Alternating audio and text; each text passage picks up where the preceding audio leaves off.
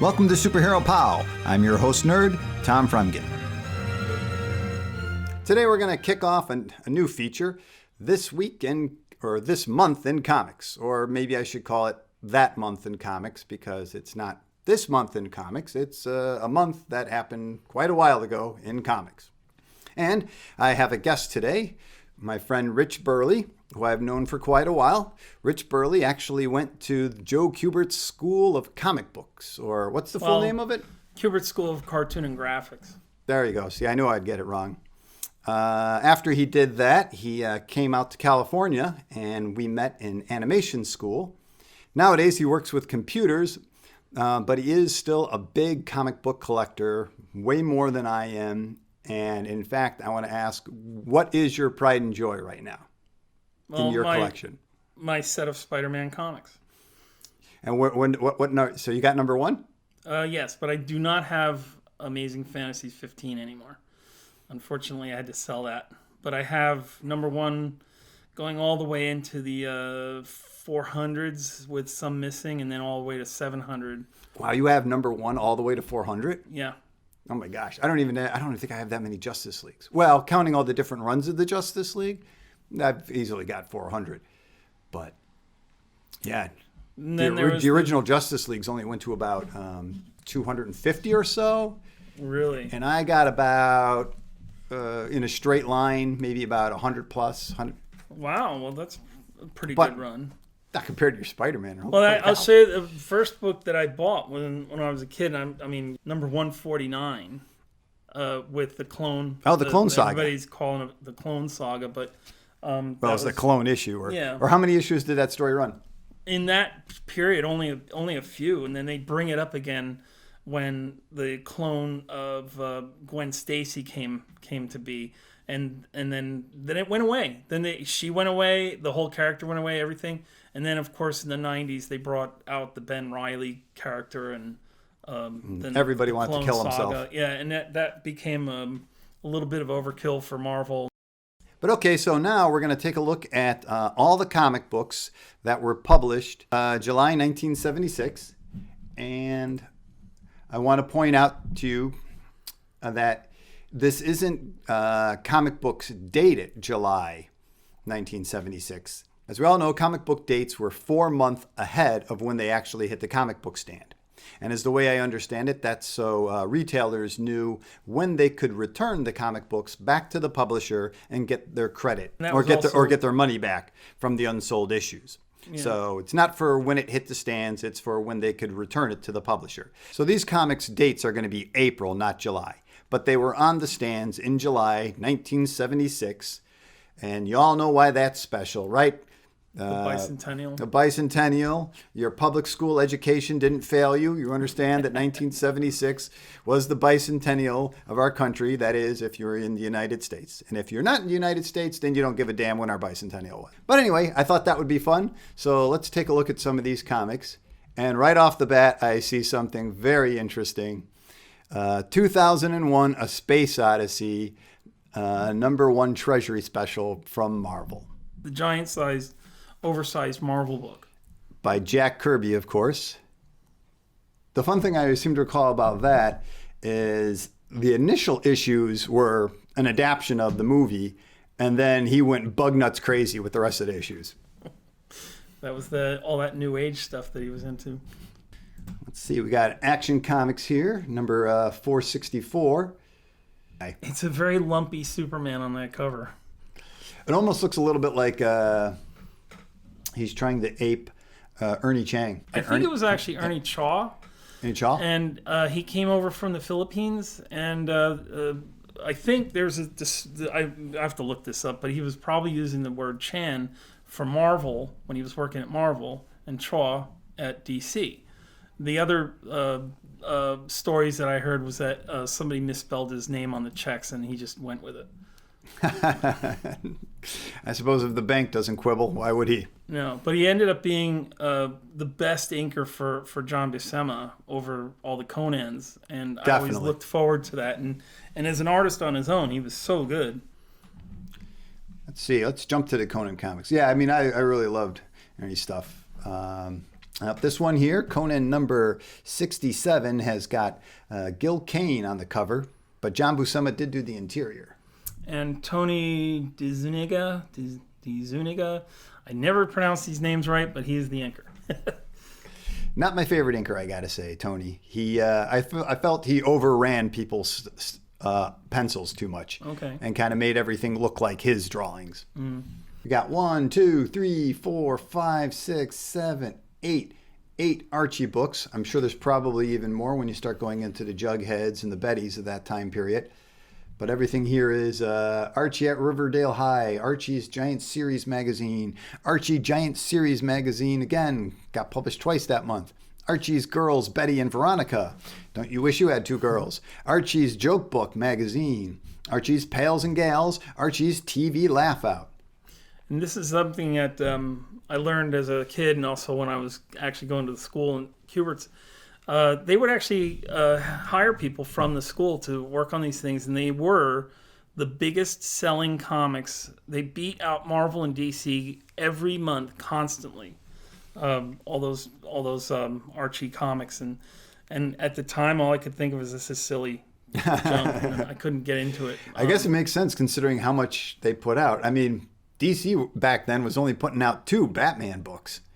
Yeah. Well, they would include him in Brave and the Bold, obviously, and Okay, Superman 3, I was guess. getting a couple of titles, and there was the DC Comics Presents, which I was a huge fan of because that was sort of like Marvel team up, Right. with Superman and various other characters.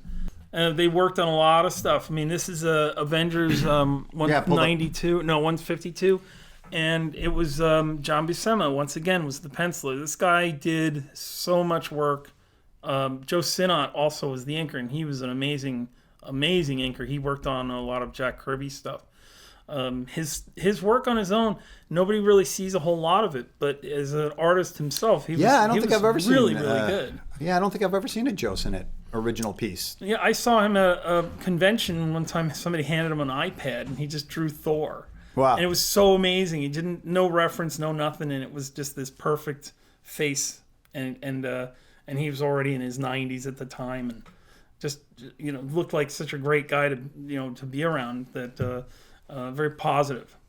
Just don't see that, and it didn't look like Kirby. It had its own look to it. Gotcha. So he was again, and then with Buscema, the cool thing about him is if you ever see original artwork of his, on the back of the page, he's practicing poses and drawings. I had a piece of original art, and it was a completely different pose and different part of the He changed paper, it so much. but he changed it, and I think it was just thinking stuff through, and then he'd flip the thing over with all the boxes and do the pose there, and he was just a machine.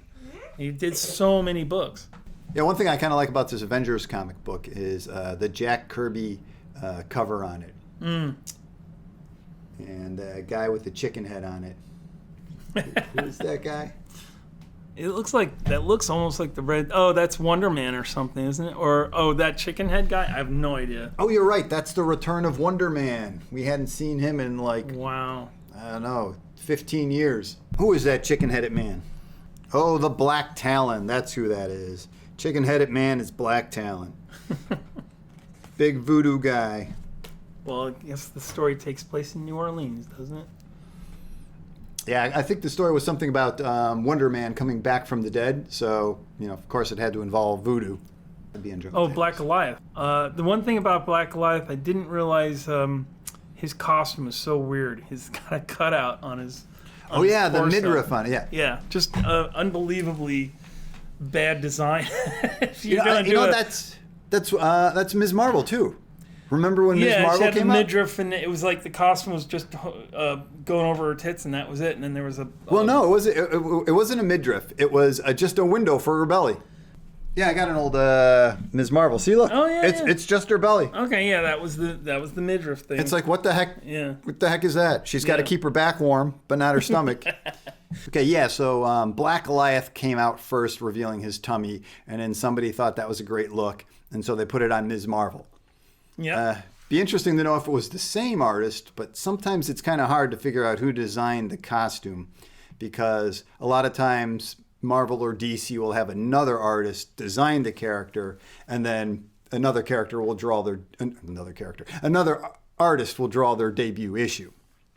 Oh, well, that was typical for Marvel, especially something like Wolverine, who was actually created by John Romita.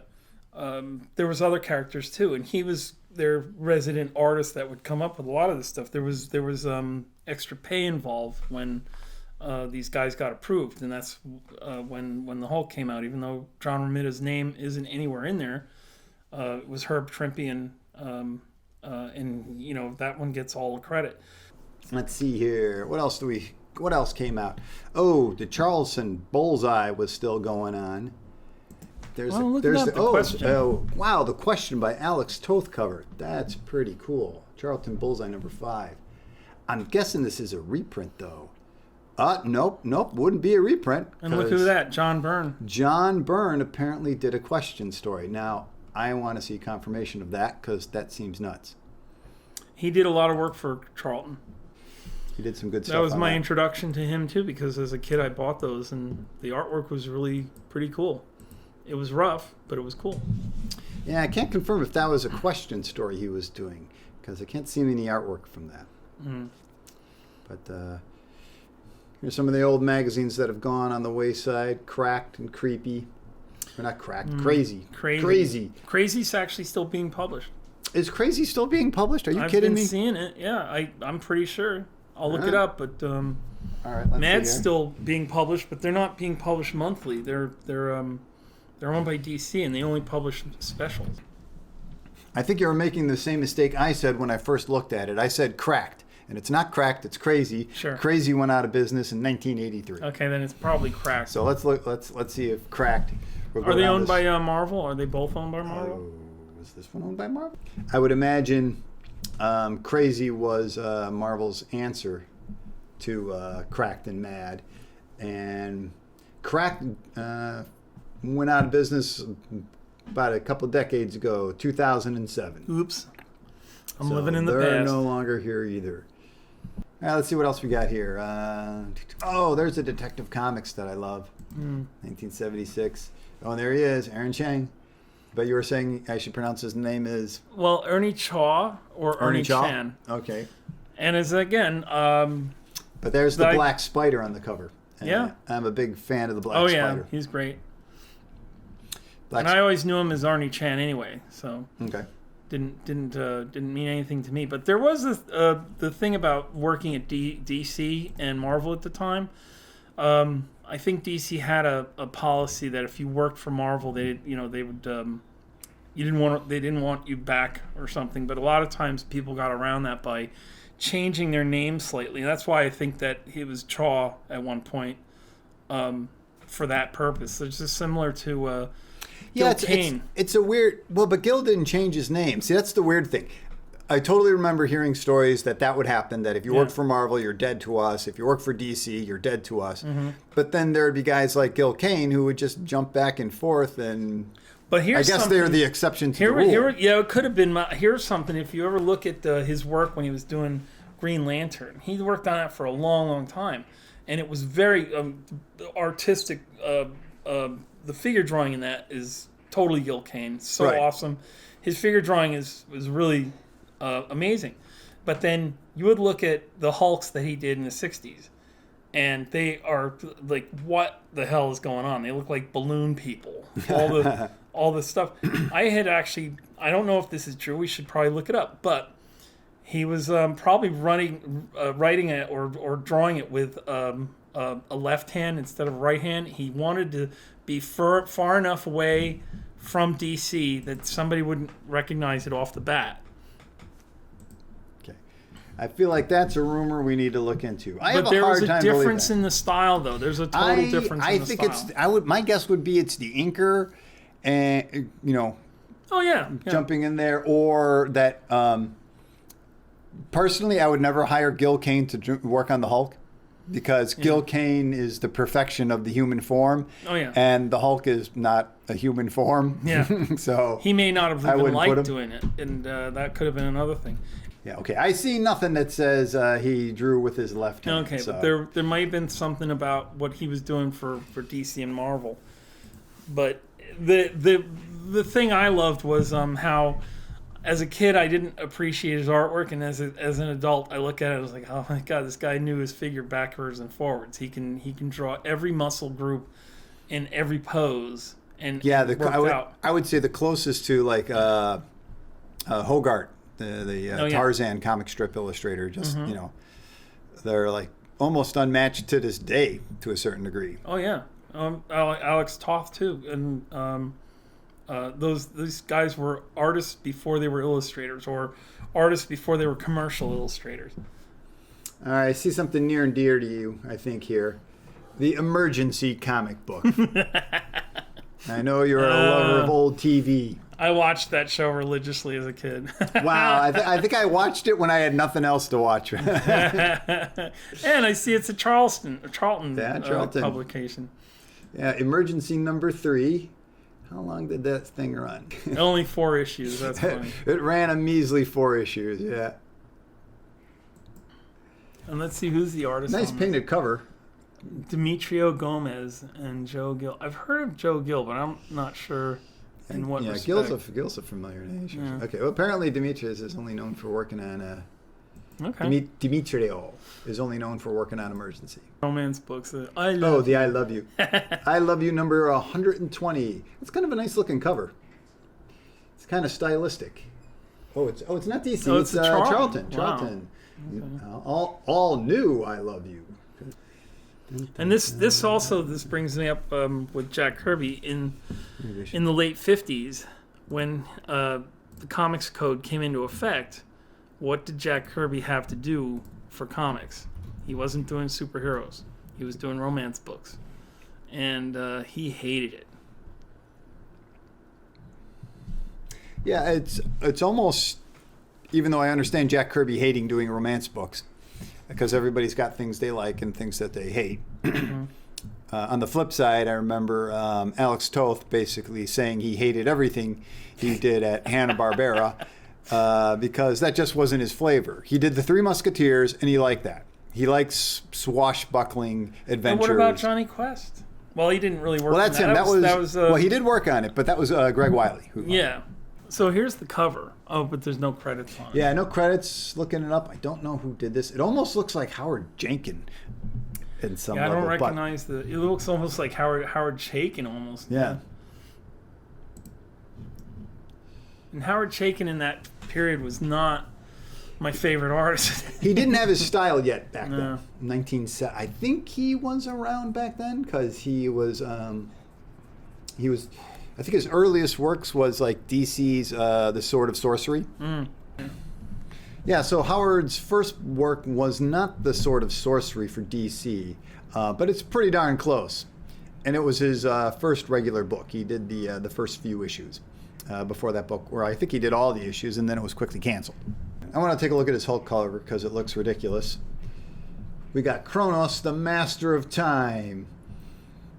And well, it's typical Herb Trimpe. Yeah, that is a Herb Trimpe cover if I ever saw a Herb Trimpe cover. Actually, I feel like this is the kind of Herb Trimpe cover that looks bad. I mean, I like Herb to a certain degree. He can do some really interesting stuff, but look at that foreshortening on the Hulk's leg. Oh, yeah.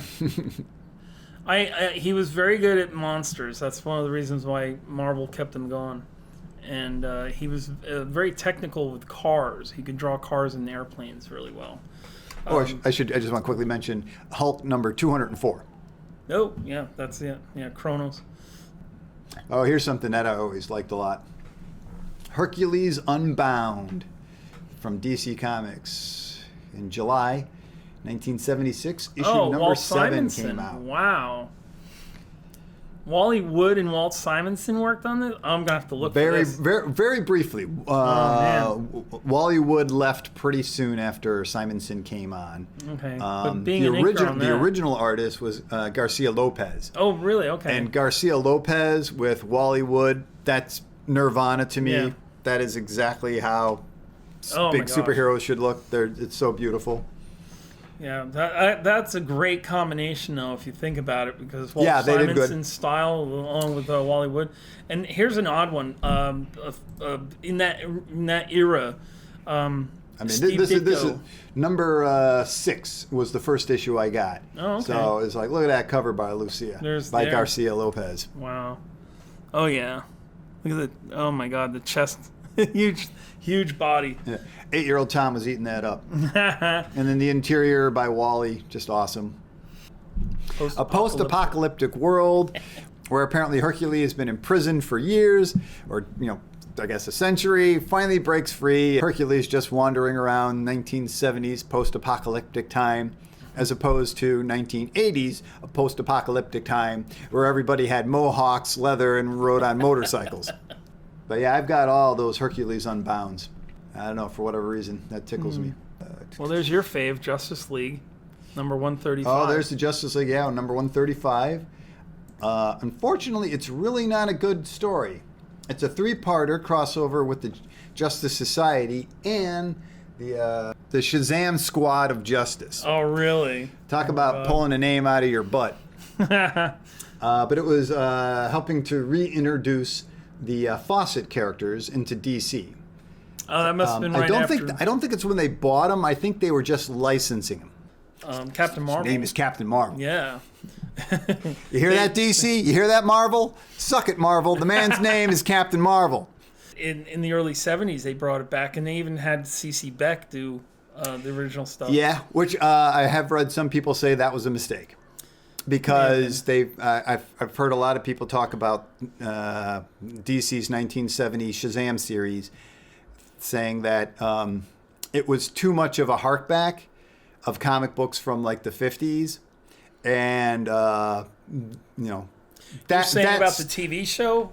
No. The comic book. The comic book was out of favor with the comic book buyers of the day because it was too old-fashioned looking. Later, when the book collapsed, or maybe they had an issue or two, they brought in one of my favorite artists, Don Newton, to draw the book. It looks amazing when he took over, and he totally helped modernize the book. But by this time, the book had got canceled, and they moved it over to World's Finest for a while. But yeah, apparently C.C. Beck was just not writing books that kids wanted to read in the 70s. Well, he was. I think he owned a bar in Florida for a long time. I think that's the case, and then he came back into it. But he was, in interviews with him, he's a very bitter person about stuff. Unfortunately, I kind of very that. sailorish, because he just didn't. He had it in for DC and didn't like what was going on. But I liked the artwork, and for years I had a couple of those books, and they were always good to go back on. And it was modern. It was done in the 70s by the artists that did them in the 50s, and they actually had that look of the 50s. What did I watch? Shazam. Well, look at right there. ISIS. The ISIS comic book came out 1976. Number 1. Covered by Kurt Schaffenberger. Wow. Yeah, the cover's nice. And the inker, again, is Wally Wood. Boy, he was getting himself around. I was just going to dog the interior artwork because it's by Rick Estrada.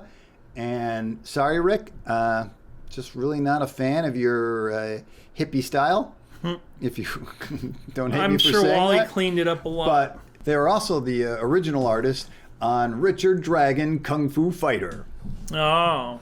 So, yeah, and those first couple issues that Wally worked on are great. I love them. And then Wally leaves the book. Rick is all by himself, and it's Again, now, which came first, the Kung Fu Fighter or Shang-Chi? Shang-Chi came first. Oh, really? Okay. Well, that makes sense. As you see here, Kung Fu Fighter is on number 12. Okay. And I believe Kung Fu Fighter is pretty much DC playing catch-up. Because Master of Kung Fu, number 48. There we are, with Shang-Chi. Oh, and Gil Kane's the penciler on this one. Well, he did the cover. The penciler is the guy who's kind of famous for it, Paul Gulacy. Oh, yeah. He had very good artist.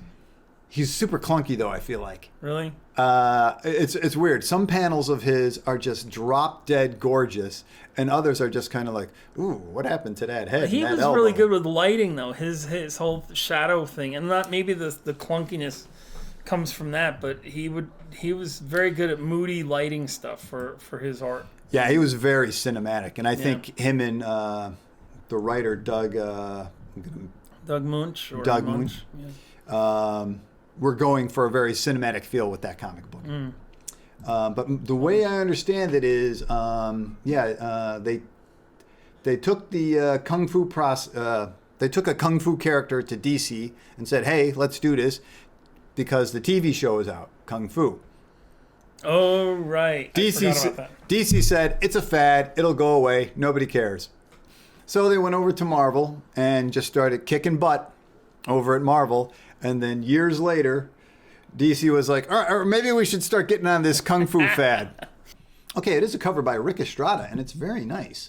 They're crediting the inking to Vince Colletti, right? Coletta. I would almost say that was Dick Giordano who inked that. It's a pretty well done piece. Yeah. Vince Coletta, nowadays he gets dogged by everybody for being bad with Jack Kirby. Yeah. But he was a very good inker for what he was. Yeah, I liked him. I like his work for the most part. Yeah.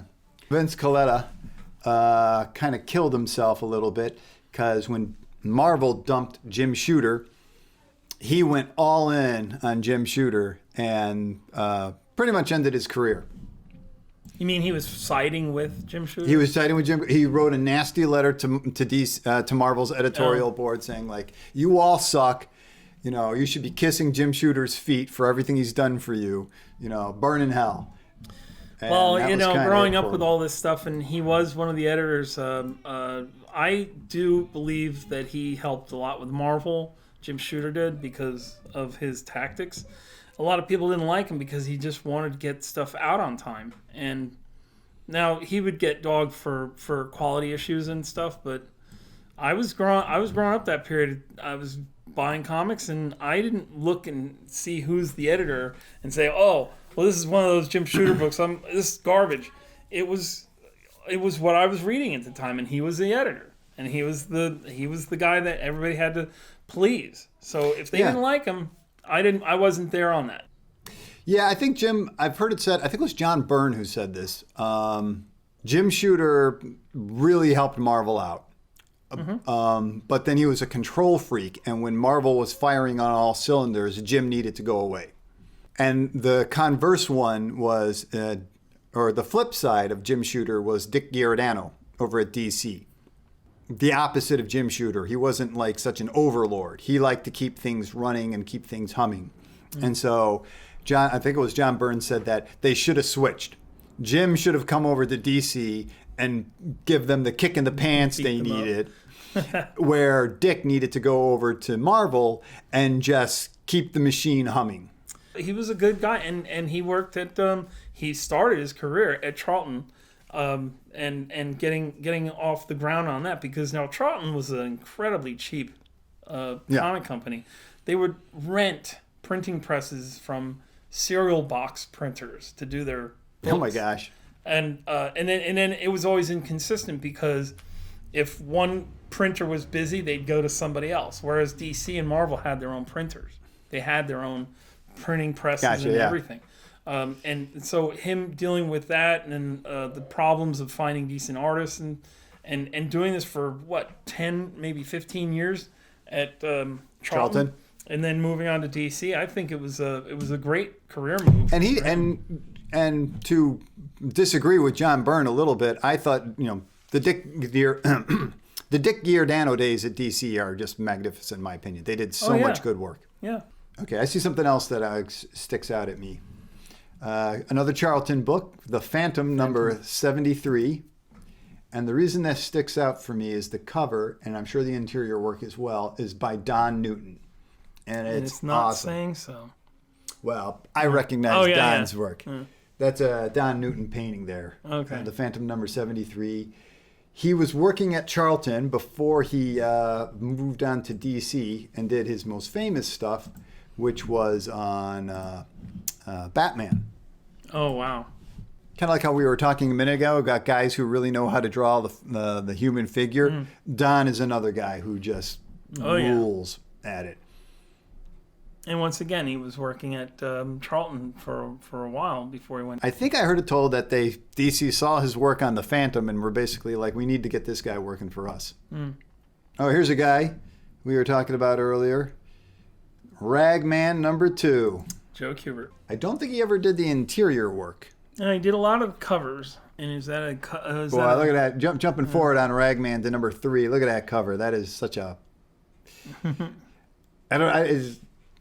It pops. It's weird. It's like 70s. It's just weird looking how he's got 3 color styles going on. He's got the guy running down the hallway. That's its own thing. He's got Ragman in the shadows. That's its own thing. And this kid with the bright red and white pants up in front, and got these 3 elements that almost don't even work together.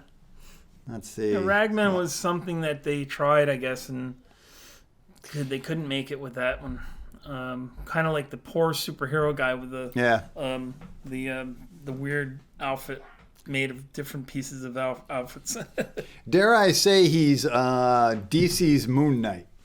Oh yeah. Kind of like this cool, quirky character that some people love, but most of us just don't care. Moon Knight is definitely way more successful than Ragman. Heck, he even had his own TV show for a while. Oh, yeah.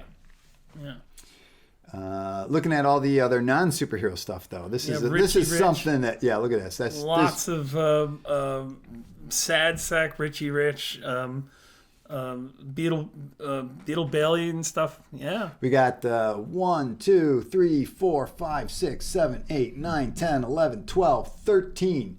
You think DC puts out too many Batman comic books these days? Harvey knocked out 13 Richie Riches. Now, a lot of these are probably reprints too, though.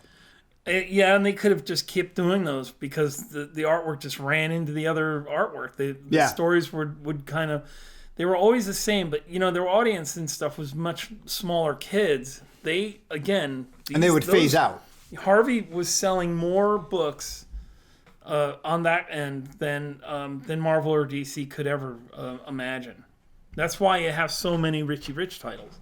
And then, we got the Conan magazine stuff. Savage Sword number 14. Yeah. Those were always kind of cool because of their painted covers. Yep. I was a bit of a childhood snob. It wasn't in color, so I wasn't going to buy that. Oh, but the artwork in these things, I still to this day, I have the first 10 issues of Savage Sword. They're in really good condition. I love them. And the artwork is amazing. And it was amazing how we always look at people like they got Boris. I was just going to point out, they got Boris to do the first cover. So you got that issue, huh? Yeah. And he was actually one time a neighbor of mine in New Jersey. Oh, funny. Very funny. He's a great guy. And he could hold a conversation with you while he's painting. All right. Now, wait a minute. I've always heard that he was exceedingly full of himself. So was he a great guy or was he exceedingly full? I liked him. He was a great guy. He was very friendly. His son, this is really funny because his son was a lot younger at the time when I knew him. And his son wanted to become a tennis pro or something. And now he's in his father's footsteps doing doing the painting? He's killing it. He's killing it. And then and Boris, when I knew him, my sister actually was a model for Frank Thorne. She was Red Sonja. She played. There was 5. This is something he loves to bring up all the time. That his sister is Red Sonja. Yes, Linda, this is out to you. She was hired from. This is how I got into comics, basically, because when I started to do this, I had one sister that designed costumes and another one that was into modeling and doing some showbiz stuff. And my sister Carla. She was very much into the comic scene. She knew who everybody was. I didn't know. I bring home a comic book one day, and she's like, "That's Barry Smith. You got to hold on to that." And that's when I started to realize what I was getting into. I collected comic books mostly for the art. Carla Dawn designed costumes. We would go to Star Trek conventions, and this is in the 70s. She would design costumes, and my sister Linda would wear them. And I still remember this one time when there was a stage show and Linda comes out on this costume, and David Gerald was one of the judges, and he nearly tripped over himself trying to give her an award, and he went and knocked over the table and everything, and that was where I grew up. So Linda knew Frank Thorne. He was an artist. I did not know anything about him. He was basically a family friend, and I realized he was drawing Red Sonja. And one of my favorite characters was Conan and Red Sonja. So I got into this. I'm like, holy. And so she was one of the 5 models that he used for going on these shows. And he would be dressed as the wizard. And such a terrific guy. One of the models was Wendy Peeney. And That's right, creator of ElfQuest. Yes, and she would do, she had a very accurate representation of the Sonja costume. They all did. There was another girl named I feel Linda. like I saw, even recently, she put something out on, I can't remember if it was Twitter or Facebook, but it was kind of, pro her Red Sonja days. So she doesn't look back at it as like, oh, that was a bad time in my life. Oh, no, they were all, I think, I'm not sure he paid them very well, but he would do these comic book conventions as the wizard, and they would come out and do a show, and Linda got into the sword stuff because there was a guy that made these swords, and she would get them custom made. And my sister Carr made the first costume. I imagine getting custom swords in the 70s was pretty hard. Yeah, well, there's a lot of Ren Fair stuff back then. Oh, okay, so that was still going. So that they found this is funny. The first costume was thick foil round discs sewn into a bra, and eventually it became a leather bra. You didn't see it; it was just covered in these scales, right? And it kept falling apart. She had some bizarre problems at the conventions when somebody would come out and just go like that, touch it, and the thing would just fall off, and she'd have a Janet Jackson moment. So she went to an armorer, a guy who does stuff for the Ren Fair stuff, and he built the costume, and this looked exactly like the costume that was drawn by Frank Thorne. That's cool. With the shoulder pieces out of metal and a leather bikini with these solid metal discs. They were actually coming from a Rambler fender. Just machined them out of a Rambler fender. And that eventually got stolen. But it was, that was part of her gig. And then she now just because you said, I'm curious. What was the circumstances? How it got stolen? Was she keeping it in her warehouse, or no? Well, then they would do the shows. Did Frank lose it, or I imagine it was that. hers, I don't right? know. I don't know who's to blame just on gone. that one. They were probably going for a show. They were getting ready, and they had the stuff at one of these places, and it ended up missing. And then another costume went missing for a long period of time. And this one, my sister Carla didn't have anything to do with, but it was the Lan costume, Lan S2EX. That was another Frank character. Oh, right. Okay, that character. And Linda would do that one, and he would do these shows again. It was great. It was great stuff. That costume disappeared for a long period of time, and then it eventually came back. It was either that one or the Gita costume. I think it was. Okay. The Gita costume was very similar to Red Sonja. The Red Sonja outfits. The bra on that one was basically fiberglass. It was molded fiberglass. Must be fun to wear. Oh my gosh! And Linda's got stories about that, and it was a lot of fun. He did this as a promotional thing for getting his artwork out, and he was working at all kinds of places, and he never had. The only solid book that Frank had was Red Sonja, and I think it was Marvel Premiere when they were doing Red Sonja. Red Sonja was around at this time. Oh, yeah, they were. 1976? They would put stories of her in Savage Sword. And again, where I was kind of going along with this because Savage Sword, if you recognize John Romita in Spider-Man and other Avengers and stuff, he did a lot of work in those Savage Swords that were just straight black and white. And sometimes... And that's his best stuff, I feel like. It was or not very good. And some of it was actually reprinted from stuff he did in the 60s. And you didn't realize that this guy had such a style, such a great ability on his That's true with a lot of comic book guys. Yeah, I've seen kind of like their personal work where they're not drawing the quote unquote, naked guy with a cape. Yeah. You would see some of this stuff and it would be a little bit like, oh, wow. You know, I knew you could draw Superman, but I didn't realize, you could paint, Oh yeah. like Bob Ross or Yeah. better than Bob Ross. Well, yeah, that brings up the whole Joe Kubert thing, because people always thought that the guy had a stamped style that was the same on everything, but it just goes to show how much this guy knew when he was doing stuff, that he could just come up with poses out of his head and boom. Yeah. He and his artwork, when he really, we were sitting in a class one time, he does a chalk drawing of a dinosaur that was so amazing, just using chalk. And was this John or Joe? Joe Kubert. With Joe, okay, Joe. And he's just talking away as he's talking about the scales and the structure and all this stuff, and you didn't want to erase the chalkboard. The chalkboard was too nice. And that was what it was with him, and of course he and Frank Thorne had very similar styles. And Frank Thorne, who didn't start off as a comic book guy, but more or less the Alex Toth, I think they both kind of had that same schooling. Here's an ironic piece of history, and this is during the COVID thing, unfortunately. And when he passed away, Frank Thorne. When Frank Thorne passed away? Okay. He passed away during COVID? Yeah. I don't believe he had COVID, but he was very sick. He was I think, in late 80s and stuff. His wife was probably the nicest, loveliest person you can ever imagine. She was in a hospital, and he couldn't go to her because she was getting sick, and she was dying of cancer. They literally died 1 hour apart from each other. Oh, wow. And that's how I figured that's the love in the family and stuff. It's like, there's no more will to go on. That seems to happen a lot to some people. And for him being the risque artist that he was, and she always put up with it. She was a church organist. Oh, really? And she would always joke about that kind of stuff. And he's doing, nudes and comics and yeah, I mean the later stuff he was doing was definitely Danger Angerette and all that that was stuff, outside of the code.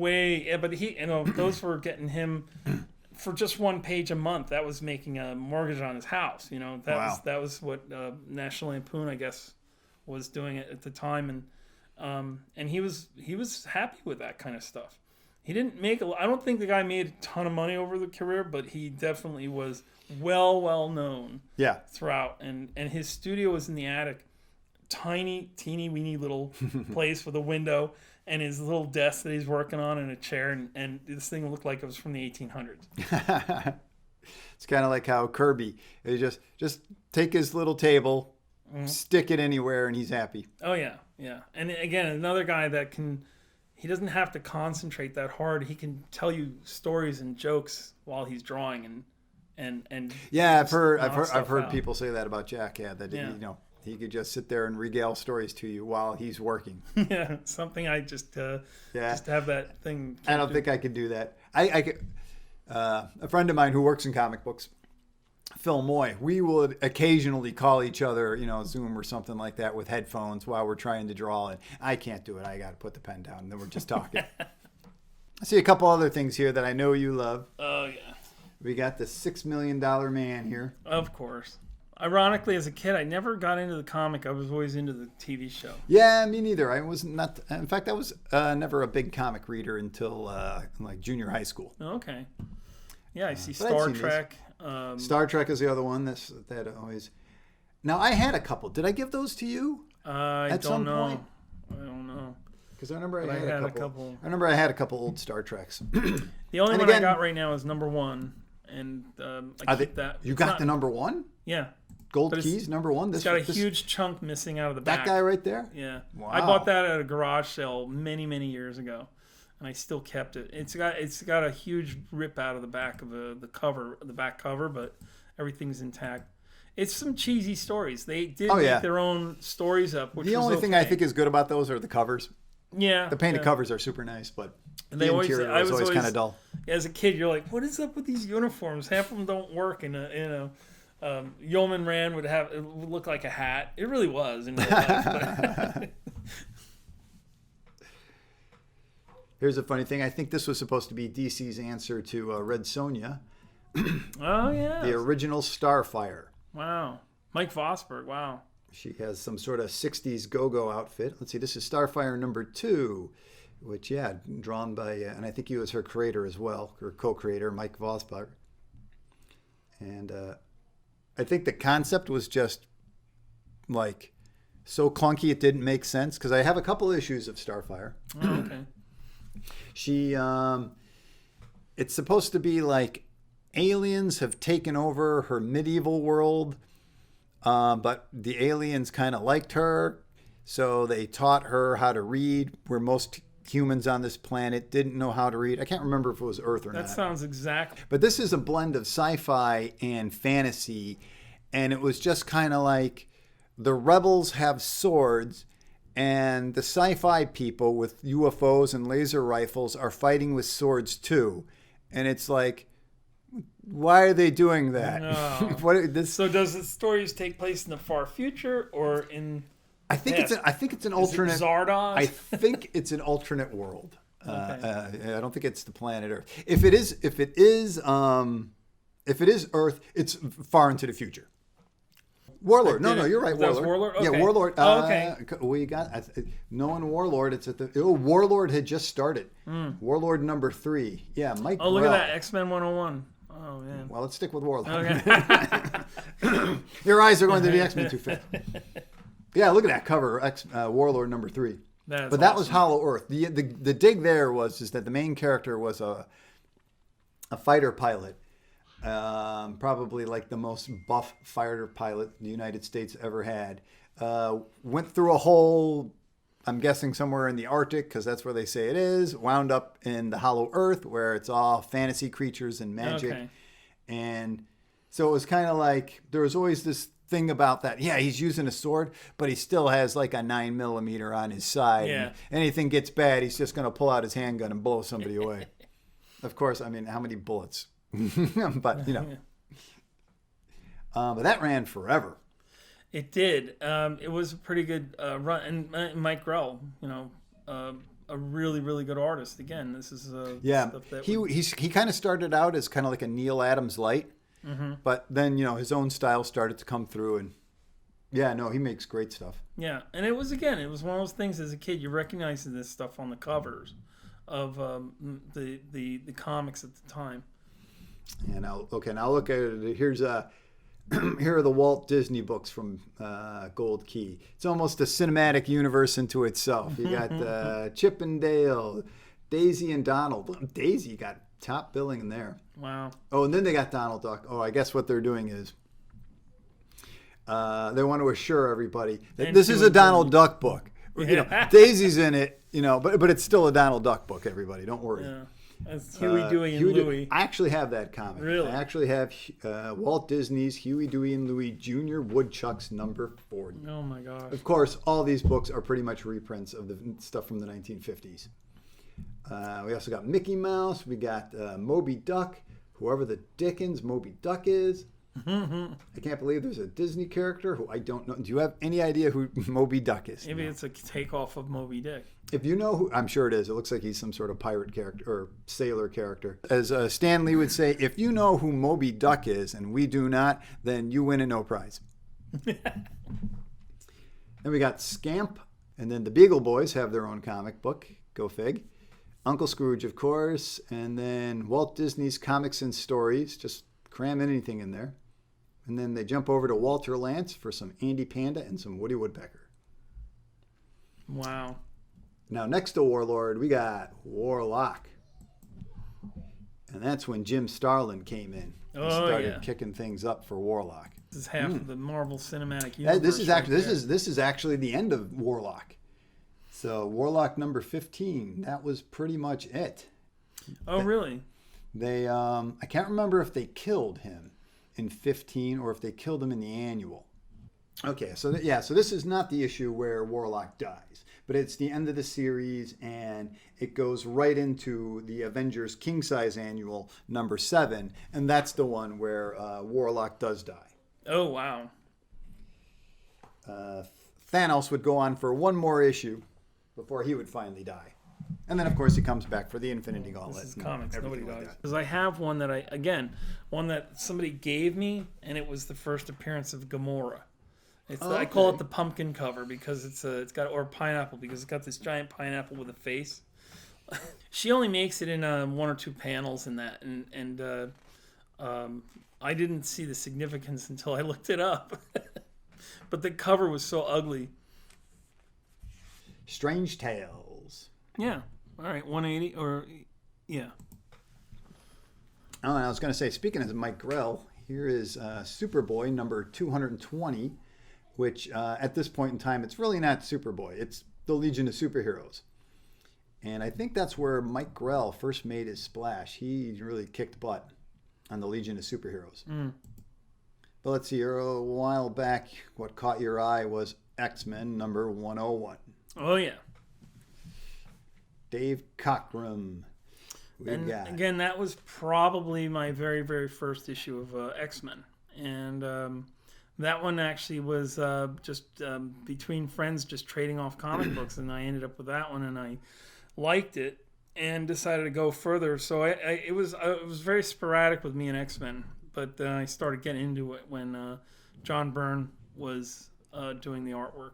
And I collected all the John Byrnes, and I love them. Yeah, John Byrne really, the comic started out bad. A lot of people don't realize that nobody really gave a damn about the X-Men when it first came out. It was all reprints because they were borderline canceling the book. And then they revitalized it, and then it was decent. And then John Byrne and Chris Claremont were starting to hit their stride, and then it's just, I think Claremont ended one of up the top 10 94. comic books of all time. Yeah, I think Claremont ended up starting with number 94 and just went with it. And it really, if you read those books in the order that they are, it's such a great storyline. And I could never get into the earlier X-Men's, and I never liked the artwork. You could never got into it, even though Neil Adams did a couple of them. Yeah, and now did Neil Adams design those costumes too? Because they're all nasty. It's like they went away from the uniform look, which I get. You don't want all your superheroes to have to wear the same costume, but then, their costumes. Angel had the worst one. Well, yeah, Angel was never a favorite of mine. Look at that Angel. Well, that's costume. a Steranko cover, right? That's actually pretty presentable. But other outfits are like, Marvel Girl, Jean Grey is, she's going to a dinner party or something in that outfit. No superhero and whatever dressed like that. And it reminds me of, not as bad, but I don't know if you remember, the Blackhawks took a turn into superhero costumes at one point. Oh, vaguely. I don't remember, yeah. I always remember it because not that I have the comics or I read Blackhawk, not that there's anything against Blackhawk, but the great Fred Henbeck one time made fun of it. And he drew their costumes. And it's like, as he said, one guy changed his name, I don't remember which character, changed his name to the Listener. Because they all had to have superhero names. Yeah. It was the 60s, superheroes were back. No more soldiers in the Black Hawk. They all had to have code names. So this was the Listener, and he was covered in ears. He looked like the Riddler, except instead of question marks, it's just ears all over his costume. Is that what he just had? He just grew ears out of it. That would be more interesting, I think, but it was the costume. Because at least if they grew out of you, it's like Spider-Man getting an extra set of arms. You have no control. They're there. But he actually went to a tailor and said, could you put more ears on it? So he could tell people, I'm all ears. Well, these X-Men, though, were so inconsistent. Here's a cool story, though. Roy Thomas is one of the greatest comic book writers of all time. He could not save the X-Men. Right. It makes sense. And I'd gone back through the years, and I even had an X-Men #1. I had a couple early ones, and I, they were so inconsistent. Either Kirby did them, or Don Heck, or somebody that was just an obscure artist would do them, and they were just not very good. And this is a funny story. I think it's actually true. Is that Stan Lee? Yeah, we got Warner Roth. Okay. Doing an issue. Yeah, I don't even know who Warner Roth is. He used to play golf with a lot of the guys from DC. He used to be really good friends with Schwartz. Julius Schwartz. Julius Schwartz and him were really good friends, and supposedly they were playing golf. And so I think it was the line was somebody says, I got this group of superheroes. They've got all these strange powers, and they're led by this guy in a wheelchair. And Stan Lee says, oh, okay. And then he went with it. So the guy was talking about the Doom Patrol. Now, I've not heard that. I've heard that it's always been debated, but I don't know if there's a definitive story of the. That was one that I'd heard. The other one was this is the funnier one. Because the golfing one I recall is an urban legend. I mean, maybe they're two different stories. Yeah. But and this is an urban legend that Stan Lee was golfing with. I forget who was in charge. It wasn't Julia. Okay.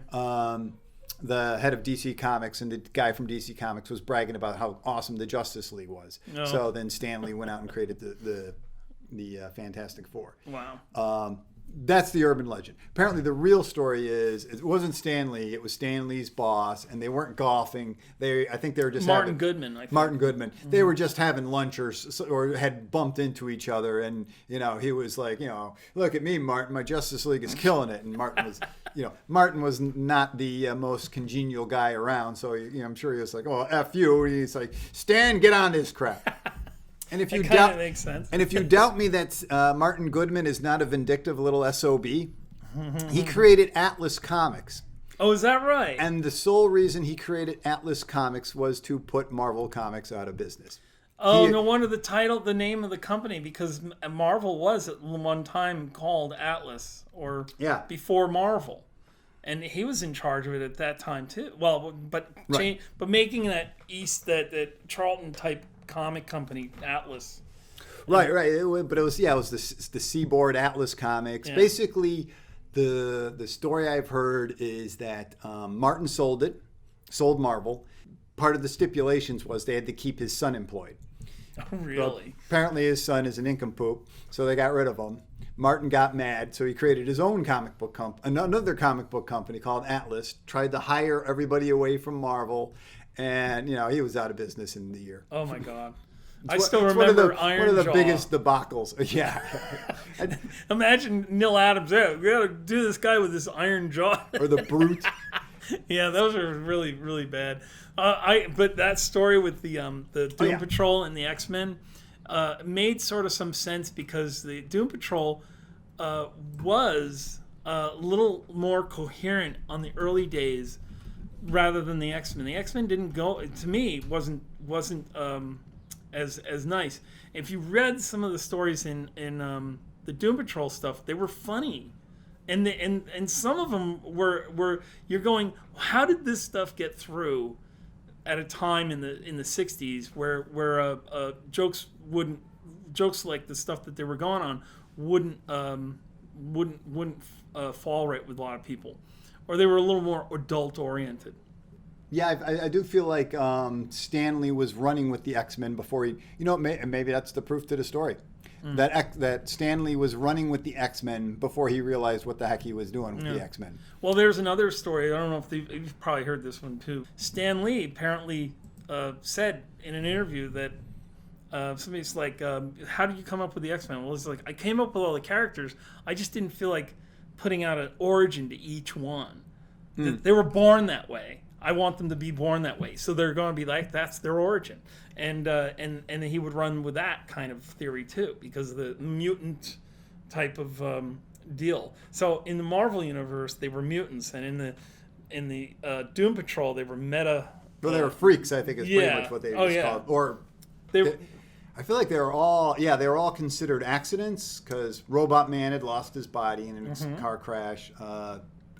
Forget what specifically happened to Negative Man, but it was something like a bomb or an experiment went bad, and Elastic Girl, who to a certain degree, really didn't have an I mean, it was like there was anything wrong with her. She could just grow her body, and she was an actress, and she became an outcast. I think it was meant to be social commentary a little bit, especially on her character, because it was kind of like, here's a beautiful actress. She has an accident. She can grow her body to different sizes. She's still a beautiful actress, but apparently society is shunning her. It's like, that's just nuts. Yeah. But I think it was meant to be like, we shun people in society for just really stupid reasons sometimes. But with the X-Men, I know from reading those early issues, in the first couple issues, they're celebrated heroes. Yeah. People Well, on the yeah. street are like, "Oh, it's Cyclops! I got to get his autograph." Well, that was a Jack Kirby thing. So you think maybe that was a little bit of He could've- Kirby versus Stan? Yeah, because they mimicked a lot of the Fantastic Four. Because the Mutant Menace didn't happen until, I think it was issue 14. Yeah. It's when the Mutant Menace, I think, took place with the X-Men. I feel like maybe the story is true that the Doom Patrol was first. Because, as you're saying, the Doom Patrol came out fully formed. Yeah. The stories made sense. They're coherent. Where the X-Men was a little all over the place when it first came out. Yeah. Okay, and the interesting thing about the X-Men 101 here is that's the first appearance of Phoenix. So Jean Grey went Phoenix on us in that issue. And it's a great cover. Yeah, Cockrum is an interesting artist to me because I feel like he creates a lot of junk, but when he puts effort into his work, it's great. It was a fantastic story, and how they got that going, and they got a lot of life out of the character too, even after they killed her. And they got more life out of her after he killed her, I think, on some level. But all right, that took us all the way, alphabetically speaking, to the bottom of the list. One thing I always thought was DC's answer to Conan. Oh, Tarzan. Tarzan. Was Claw Atlas or was that DC? Claw was DC, and it was definitely a Conan ripoff, but as getting quote-unquote literary characters and adapting them, Marvel was kicking it with Conan, and then DC brought back Tarzan. So I totally think Tarzan was a response to Conan. And then later they started to do... and done once again by probably the hardest working man in comics outside of Jack Kirby. Yeah, Joe Kubert. Joe Kubert. Even though this one here, number 254, was done by my favorite guy, Jose Luis Garcia look at that, Lopez. the cover, and it's made to look like a Kubert drawing. It does, yes. It very much looks like. I mean, Conan's hair. I said Conan. Tarzan's hair, the way these apes look. Yeah. That's so Kubertish. Got some Luke Cage before he was joined with Iron Fist. Number 36. Ron Wilson, of course. He is the mainstay of Power Man. And who's he fighting here? Is that, as it even says on the cover, Chemistro is back and deadlier than ever. In the typical Stan Lee hyperbole. The thing I loved about Luke Cage, the early ones, if you have blaxploitation movies. Yeah. He was the epitome of blaxploitation comics. Oh, yeah. They were so over the top, and it was so awesome, the stories. On some level, it's even surprising that his superhero name wasn't just Black Man instead of Power Man. Just totally go into, we got Black Lightning, we got Black Panther, we got Black Goliath, and we got Black Man.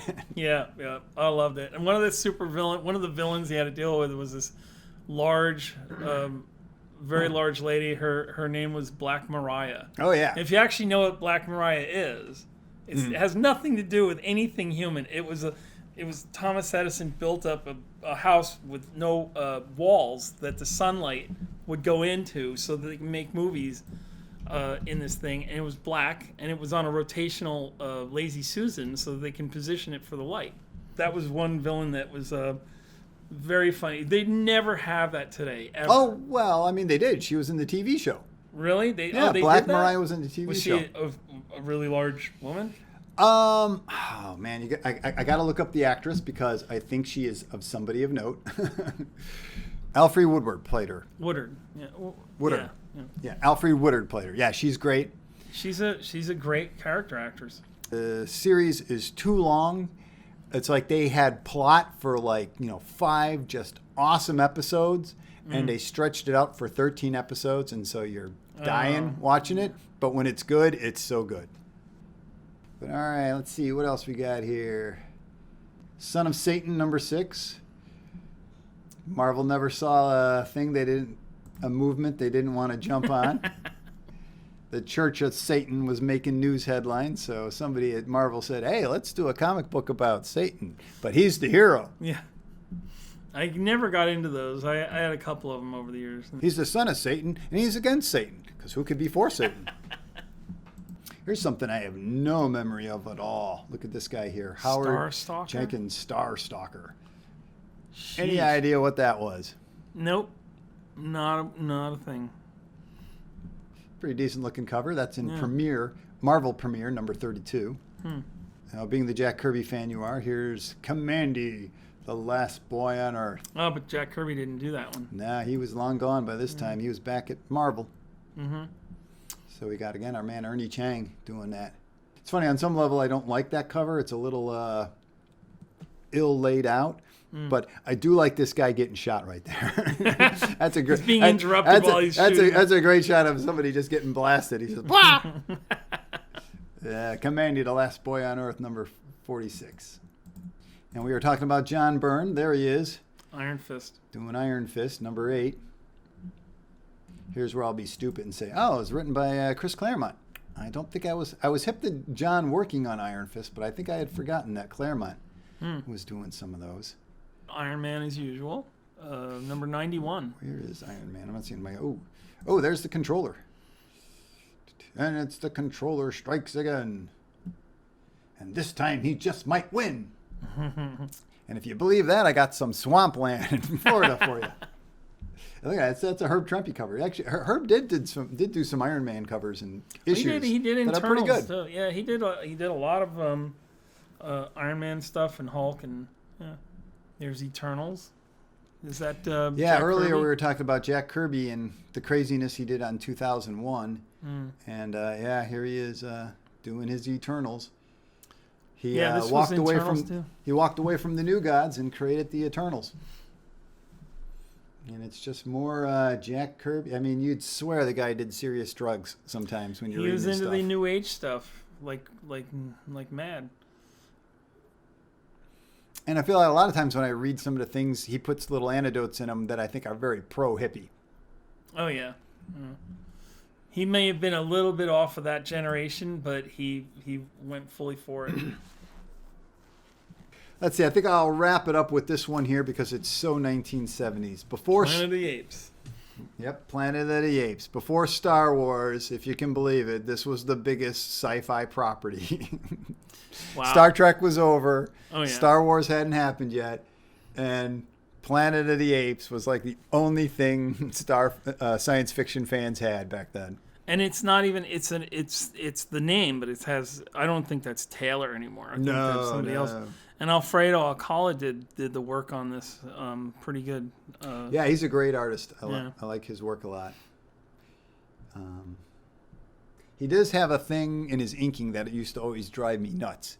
His blacks would never be completely black. Oh. He would do them sloppy, so there'd be like little wedges of white in his dark blacks. Oh. And it just always drove me nuts. It was like, just fill it in, man. Fill it in.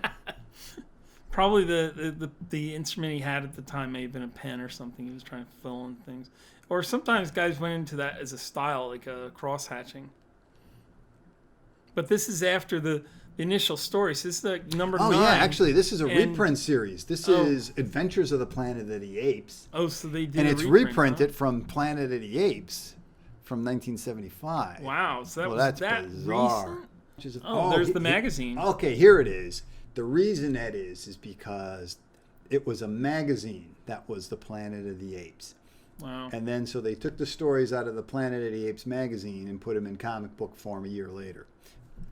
That makes a little more sense to us nincompoops who are not the big Planet of the Apes fan. Those covers are pretty interesting, though. Yeah, they always had such nice painted covers. On, I like the Planet of the Apes magazine, number 21. I mean, look at that. Oh, yeah. That's just typical, Nice. almost like Pulp Fiction, Girly woman bondage in cover. danger. Yeah, that's kind of hilarious Nice. looking. And if anybody's getting concerned out there, this is the magazine. The kids weren't supposed to be buying the black and white magazines. So I'm pretty sure when they reprinted this, they didn't use that cover. All right, then. So that's pretty much a good look at 1976, the comic books that were coming out in July. I hope you had a good time listening to us talk about all this old crap. I hope we had some stories that you found interesting. I know we found it all vastly entertaining, and we can listen to ourselves drone on all day long. Oh, yes. But hopefully you found it interesting as well. Anything you want to add before we say goodbye? I'm Rich Behrle, and friends with Tom for years, and and looking forward to doing this again. All right, well, thanks for coming on. Definitely appreciate it. And thanks to you for spending time with us. What were your favorite comics from 1976? Be sure to let us know as you like, comment, subscribe, and notify. All right, let's get all these back in the bags.